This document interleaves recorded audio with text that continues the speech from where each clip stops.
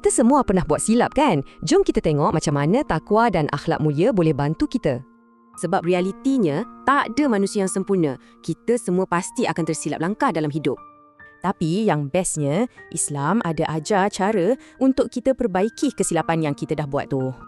Dan semuanya bermula dengan satu asas penting untuk kita sebagai seorang Muslim, iaitu takwa.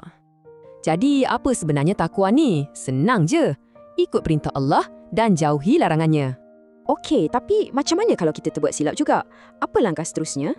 Nabi kita dah ajar 3 langkah mudah. Sedar, taubat dan terus buat satu kebaikan. Katalah kita terkasar bahasa dengan kawan. Cepat-cepat minta maaf dan layan dia baik-baik semula. Benda simple macam ni boleh jaga hubungan kita. Dan yang paling penting, hati kita pun jadi tenang. Dan amalan inilah yang sebenarnya membentuk apa yang kita panggil sebagai akhlak mulia. Akhlak yang baik ni penting sangat dalam pergaulan kita dengan semua orang di sekeliling.